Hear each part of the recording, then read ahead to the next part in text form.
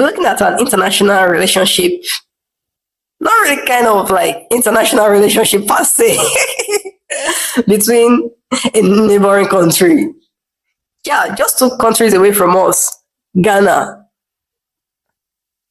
You will agree with me that there's a subtle tension expressed on social media banter between Nigeria and Ghana, talking about who cooks the best jollof, who got the best accent, who got the best chef, and stuff like that. And most times we just give ourselves bass, once.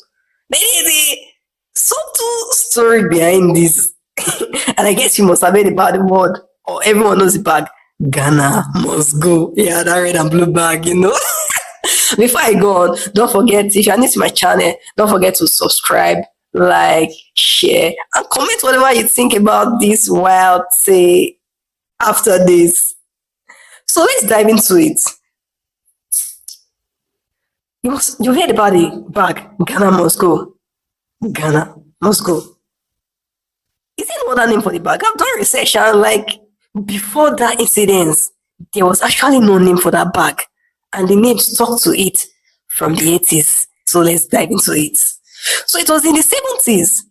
Nigeria was doing very perfectly well, like oil boom, money, pumping here and there. I know you heard about the song that they say, once upon a time, $1 is equals to 1 naira. But in 1973, 1974, 60 kobo was equals to $1. You're screaming! Yes, you can go and check it. That was like that was how we came about the name Giant of Africa. That was how we became Giant of Africa. Yes, we are the biggest oil exporting country in Africa. So Nigeria was doing perfectly well, and on the other hand, our cousin brother, the Ghanaians, the economy was in a kind of recession, and with the military coup, although Nigeria was also going through military regime, but with our oil, everywhere good, everything balanced, nothing they shake us. In the 60s, Ghana was actually the highest cocoa exporting nation in the world, but there was a cocoa crash in the later 60s that even the coup in 1966 that took out the Kwame Nkrumah government and brought the military regime in Ghana also affected them. So nothing was going well for Ghana. Ghanaians were fed up. The funny thing was that Nigerian recruiters who actually went to Ghana to give them jobs that Nigerians wanted to do, like teaching jobs. So many artisans, they came to Ghana, they flocked Nigeria. Not just Ghanaians, many African immigrants, they flocked Nigeria in the 70s. They came for a better living, for a better life. This was as at the time that secondary schools, primary schools were mostly flocked with Ghanaian teachers. Nigeria was that good. It was the time that it was as if almost every family in Ghana had a relative in Nigeria. And things were going smoothly well. So they were looking for greener pastures. Just like the way today, almost every Nigeria have a relative, a cousin brother or something abroad, especially in the United Kingdom. That was how we were in the 70s. So many people came to Nigeria for a better living, and everywhere good, everywhere soft. Nigeria's economy was gigantic. Yeah, Giant of Africa. And it was in the 80s. The demand for oil dropped. Big countries like Canada and United States that usually demand our oil, they were going through recession.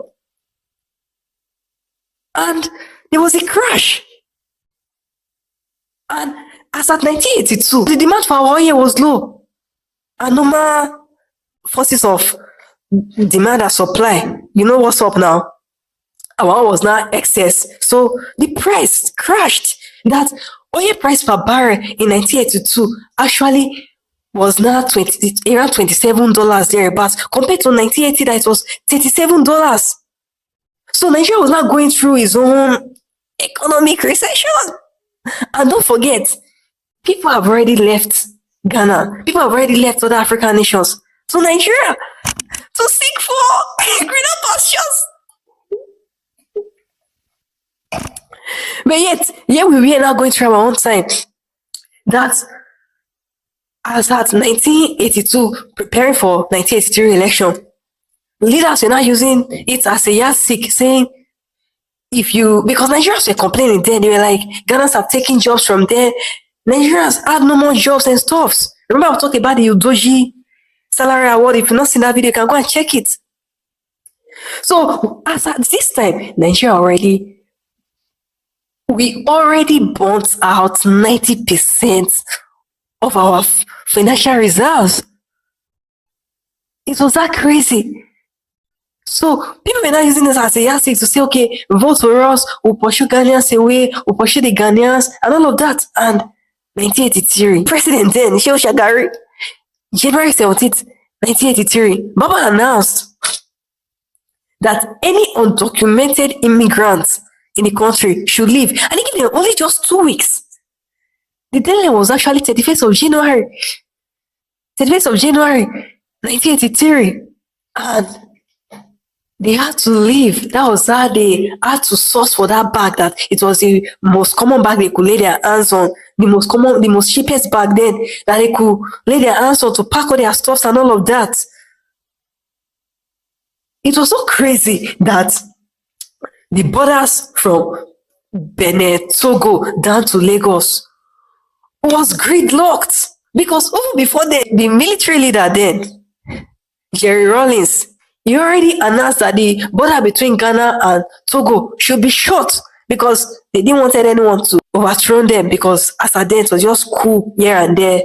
And Togo now blocked their own border with Benin because they didn't want the refugees to flock their own countries.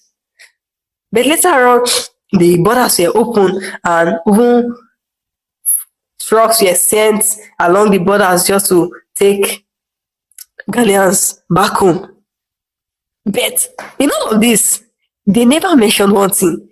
Although international bodies were angry with Nigeria, like, why would they take such decision? Why would they do such to drive over 2 million immigrants, of which more than 50% were actually Ghanaians? They had to leave just 2 weeks that they were selling their stuffs for cheap. Of course.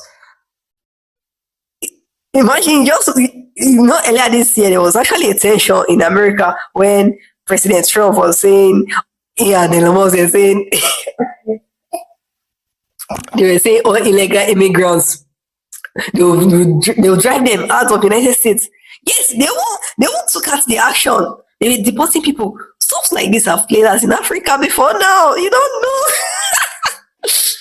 It's like history repeating itself. So stuff like this have actually played out. But they never told you something. They never told you that in 1969, Ghanaians were actually the first ones that pulled that stunt.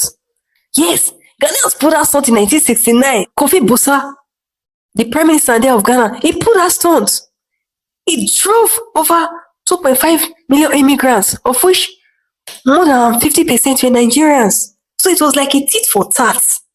Yes, some of them actually saw it coming. They knew it was actually due. They knew that Nigeria was going to take a revenge. But I won't say it was like a revenge. We're actually going through our own. But the funny thing is that there's really no evidence that after chasing immigrants from this nation on both sides, the economy became better. The economy never became better. The economy never became better. It's just like failed leaders, using it as a yardstick for just populism. They're just using it as a yardstick for populism. Populist motion. Failures of leaders whip up nationalist movements against foreigners. And it was like a tit for tat. It was like, do me, I do you. And Ghanaians actually had to leave Nigeria, undocumented Ghanaians. But this was the craziest part. In 1985, the military leader then of Nigeria, Muhammadu Buhari, I'm not be today Buhari, they show people shaggy. Buhari came now and said all immigrants should leave, whether documented or not documented. And again, Ghanaians had to leave Nigeria again. This one now was no longer one. It was not like 2-1, they owe me. So this story actually still linger in the hearts of Ghanaians. Although I know most present generation, the Gen Z, some although some actually still keep in touch with history, but most people don't really know this story. So they must have told them the story, and you know that kind of thing. It's like when your papa or your mama when I get that kind of boy, like say, not really they flow. They're not gonna tell you say, this person don't do me a bad person, but you they observe them.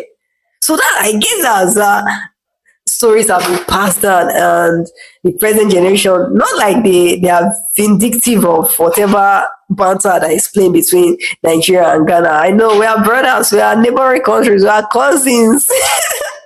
And it wasn't really about the immigrants. It wasn't really about when Nigerians were in Ghana that caused the crash of the economy. It wasn't really about when Ghanaians were in Nigeria that caused about the economy. But the difference between the Nigerian immigrants that were driven from Ghana back to Nigeria was that they were well-to-do traders compared to the immigrants that we drove out of Nigeria. Those were just teachers and artisans. Then they had to go back to start from the scratch. But the Ghana one, there was a kind of like a beef that, Nigerians, we are very, very, we have this kind of ginger. And it was as if, irrespective of the economy crashing as at then, Nigerians were doing better. And that kind of thing, like, they used to have to drive us, and there were some kind of unfair treatment when I did my research. Yes, some kind of unfair treatment that we were already receiving, and this was despite the economic community of West African states laws and agreement that they already put in place to allow for trade between such countries and even for movements within such African states. But on both leadership ends, they never looked at it. They were like, okay, cool. So it was crazy.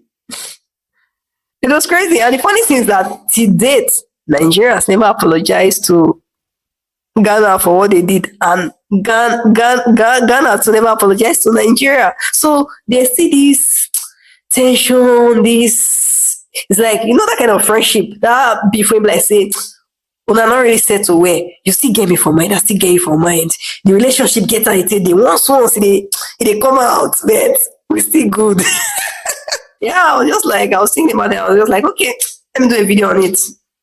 So that's the story about you just come across this subtle banter here and there. Was it really that serious?